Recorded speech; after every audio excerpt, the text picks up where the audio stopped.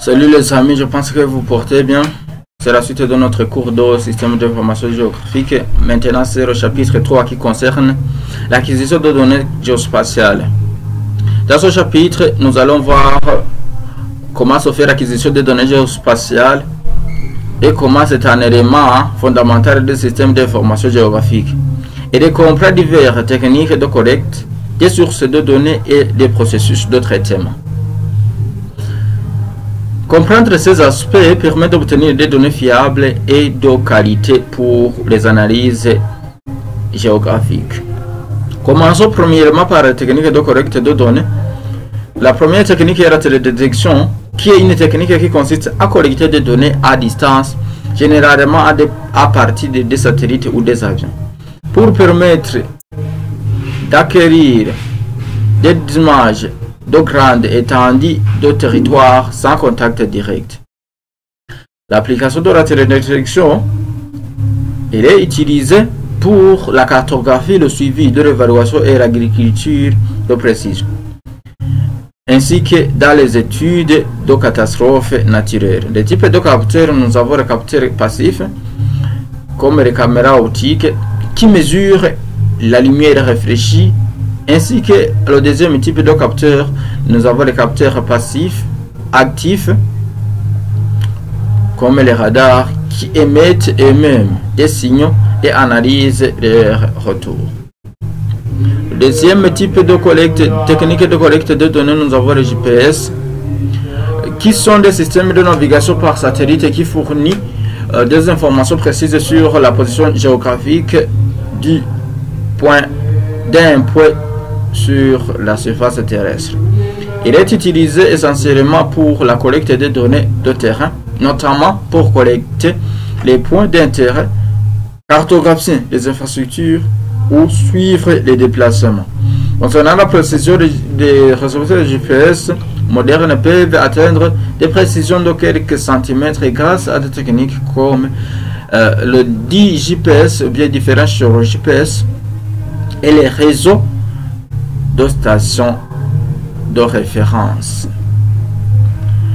L'autre technique, c'est l'enquête de terrain, qui est une activité qui consiste à collecter directement sur terrain par des observations, des mesures et des questionnaires.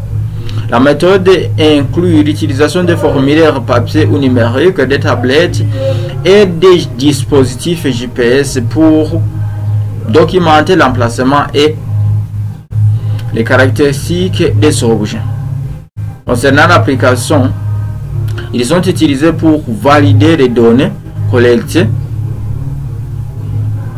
les informations sur la biodiversité, évaluer l'état des infrastructures ou réaliser les études sociales. Deuxièmement, nous allons voir les sources de données.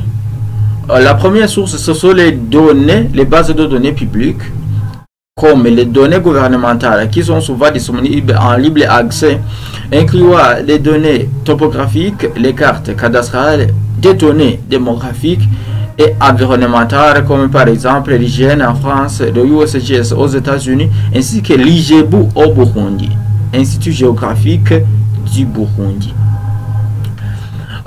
Le deuxième base de données publique, nous avons les institutions académiques et de recherche qui proposent des enjeux de données de recherche qui peuvent être utilisés pour analyser des analyses spécifiques. Nous avons en deuxième lieu deuxième source de données qui est la base de données privée qui fournissent des données commerciales comme les entreprises qui vendent des données géospatiales,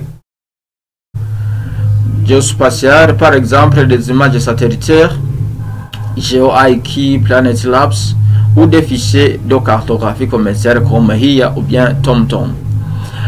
Concernant l'application, nous avons certaines entreprises ou collectivités locales qui maintiennent des SIG avec des données historiques, des infrastructures ou bien des services. L'autre source de données, nous avons les données libres, qui sont des données ouvertes comme des projets OpenStreetMap qui fournissent des contributions communautaires pour les cartes du monde entier.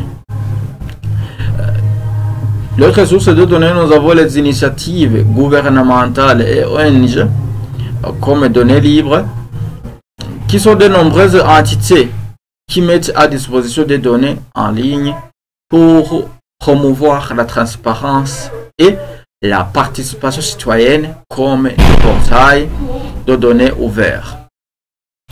Troisièmement, nous allons voir le traitement des données géospatiales. La première chose à faire, ou bien technique de traitement de données, nous avons le nettoyage des données, qui est le processus d'identification et de correction ou d'élimination des erreurs et des incohérences dans les données. Il comporte comme étape en premier lieu la validation, qui consiste à faire la vérification de l'exactitude des informations. Deuxième étape, nous avons la normalisation qui consiste à faire des conversions de données pour s'assurer qu'elles suivent un format ou une unité cohérente. La troisième étape, nous avons la suppression des doublons, c'est-à-dire des données qui se répètent, pour faire l'élimination des enregistrements redondants qui pourraient fausser nos données ou bien nos analyses. Le deuxième technique utilisée dans le traitement de données, nous avons dans le processus de traitement de données, nous avons le pré-traitement qui est une opération de préparation de données avant leur analyse dans le système d'information géographique. Cela peut inclure la transformation de formats, la reprojection des systèmes de coordonnées ainsi que le découpage des données selon des zones d'intérêt. C'est le pré-traitement. Les techniques utilisées, nous avons l'interpolation qui est une estimation de valeurs manquantes à partir de données disponibles. Le tessellement, découpage de l'espace géographique en cellules ou en polygones pour une analyse spatiale plus fine. Nous avons l'agrégation qui regroupe les données pour des niveaux d'analyse supérieurs. Par exemple, le résumé de données démographiques par quartier plutôt que par individu.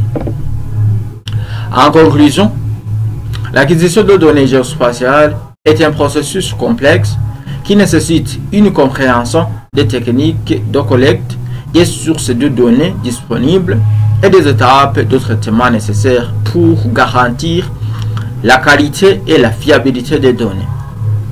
La maîtrise de ces aspects est cruciale pour les professionnels des systèmes d'information géographique car elle permet d'utiliser au mieux les données pour la prise de décision et les analyses géographiques.